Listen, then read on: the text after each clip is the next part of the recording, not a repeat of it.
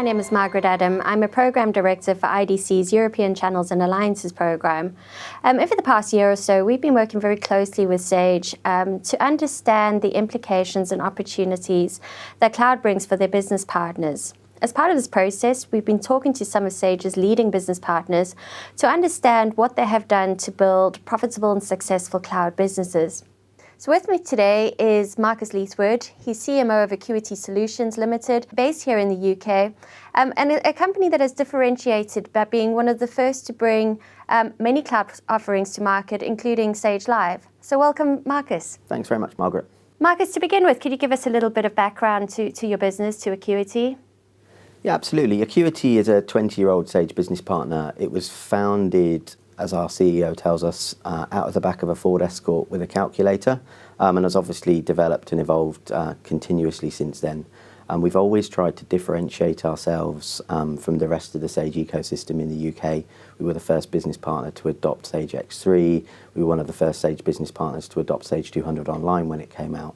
And equally, when we identified and noticed Sage Live was appearing, we were very, very quick to make a decision to look at Sage Live and explore what that might be able to do for us. Great. So what brought you to start offering cloud? I think cloud, if you review and think about how it's evolved, it's really around looking at what your customers' needs and requirements are actually based on. Customers are now looking at cloud as a more safe and secure model. There's not the question mark around trust. Is it really secure? Quite clearly, if you look at some of the leading vendors in the cloud space, it's clearly secure, it's clearly stable. I think we've noticed that customers are now looking at that possibility around how do you make a decision and what do you choose. So at Acuity, we made a conscious decision that we need to offer choice. So that's choice of whether you deploy or how you deploy software. It's choice around how you can actually procure the software. And equally, it's choice around the services and additional services that you could actually offer to those customers. So you're offering a full portfolio of cloud now. Do you offer Sage Live specifically? We offer a globally unique portfolio of Sage solutions. So we offer everything from Sage 1, Sage Live, all the way through the UK-centric solutions up to the Sage Enterprise solution. Sage Live has become a huge part of our future go-to-market strategy, not just from the Sage perspective, but also the applications that add additional value to customers sitting from the Salesforce App Exchange. What kind of business model changes have you had to embrace as you move to the cloud world? So at Acuity, we've always had a relatively flat structure within the business, functional, whether it's marketing, sales, operations, finance. In embracing and extending the portfolio of solutions we've offered, we made a conscious decision approximately 15 months ago that to give ourselves the best opportunity, we needed to divisionalize the business. Mm-hmm. So we set up a business we've called Acuity On Demand, which is offering the cloud solutions from the Salesforce ecosystem. We have our solutions business, which is the heritage business of Sage 200 and Sage 300, and we have a very focused team looking at the enterprise solutions around Sage X3. You've created a on-demand division, and I guess a bit of the rationale behind that is it functions a little bit differently to what we've seen in the on-prem world. Is that right? And how are you funding that business? In honesty, Acuity On Demand is a startup. Mm-hmm. The way we've managed to go to market with Acuity On Demand is simply funded by the success of our heritage model on solutions and the growth model on Sage Enterprise, on Acuity Enterprise. So it's really, we're a very close-knit team across the divisions. We offer support to each other across, whether it's on demand, whether it's into the enterprise teams, but also at the same time, looking at the culture of the business. My belief is that the on-demand business and the enterprise business and even the solutions business aren't that culturally mismatched. It's actually looking at how you can change the culture of the entire business to support each of our requirements. makes a lot of sense to me. What about skills? Have you made any significant changes to the skills you bring in? I believe we will end up having to bring in additional skills, but so far what we've done is we've looked at the individuals within the business, we've looked at the technology we're adopting, and we've really tried to be self-sufficient and cross-train individuals into those new roles and looking at the new technology stack.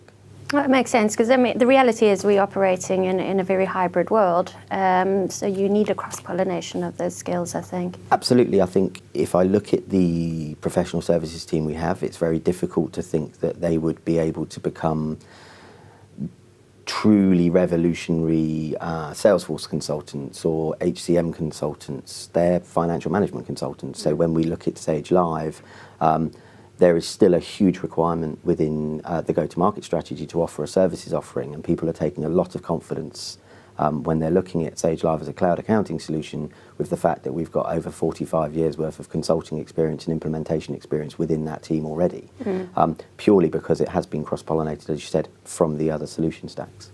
What about your go-to-market? Have you made any significant changes around your marketing and sales around cloud? We actually have. I think a lot has been said over time around those social and digital. In the cloud world, it's even more important. The fact that you have to try and drive a greater level of opportunity, be more visible to that client base. It's an early adoption program, really, from our point of view. The traditional go-to-market strategies for on-premise solutions has changed quite dramatically. So we've taken the stance that within the on-demand business unit, we are very sociable. We are looking at everything being delivered digitally. That's not just on a marketing front, but also on the sales side, and it's also across how we can do that within the operations side as well. And that's actually adding a huge amount of strength to the rest of the business units and the teams across the rest of the group. Yeah, I'd agree with you. I mean, we're seeing the same thing. Customers are self-educating. Your ability to influence a sale is slightly different to what it was in the past. And it's a vital part of, I think, a modern digital strategy. It's not just about cloud, but certainly cloud buyers are going online and educating online, and you need to be able to influence them there. Yeah, and as a partner, I think one of the stats, I think it was you and I discussed earlier, was that a huge proportion, somewhere in the region of somewhere between 60 and 70% of people have selected a vendor or selected a group of vendors before they even go and speak to the vendor. So as a business partner, it's even more critical to actually be able to be identifiable as the potential partner to support that ongoing engagement. Marcus, and a lot of the business partners I've been speaking to, there is a few who have concerns about the impacts of recurring revenue on their model, moving from an on-prem license to a subscription revenue model like we have in the cloud world. How have you adjusted to this? How has it impacted your business? It's hard, is the honest answer. It's very, very difficult to take a heritage model without the concept of we are funding something as a startup. Yeah. If you look at it, you have to accept, we've made a decision, we have to accept that the share of wallet is going to change. It's better to embrace it now, transform the business, and give ourselves a head start in looking at what new technologies are available, how we can take those technologies to customers, and try and fast track our growth plans on the on-demand side. Obviously, we have the slight advantage that we're really funding it from the ongoing growth of the enterprise business. Well, it's the same advice we give. The earlier you start, the more you can build that up, and the impact is less extreme as it would be once the market has completely shifted over into a recurring revenue Absolutely. model. It's coming.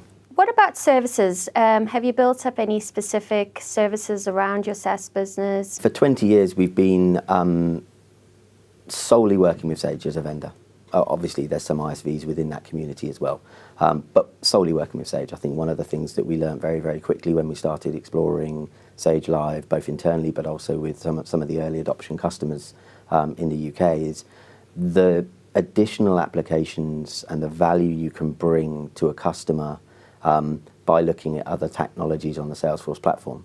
So we have a partnership with, we are a Salesforce partner ourselves now. That was after that we've become a Sage Live partner. Right. But we've also drawn relationships from within that Salesforce ecosystem. So we work very closely with Kimball, which is a professional services automation system. We've got some quite close ties with some other Salesforce partners. And we're also exploring Sage People as part of the HCM offering. Been great talking to you, Marcus. Before we end off, if you could talk about your partnership with Sage, how have they helped you make this transition and been part of that cloud journey, if you like? Working with Sage has been quite transformational for us as a business. Certainly since the new CEO joined approximately 2 years ago, the access to the executive team, the access to product marketing, product management, and being able to understand the direction that Sage are pushing in has really given us the confidence to make these decisions and make those transformational changes as a business partner. Thank you, Marcus. Any last words of advice? Yeah, I think as a business we've made some fairly radical decisions over the last 15, 20 months about how we needed to change. I think it's not about being digitally and socially savvy. It's actually about the entire business culturally changing.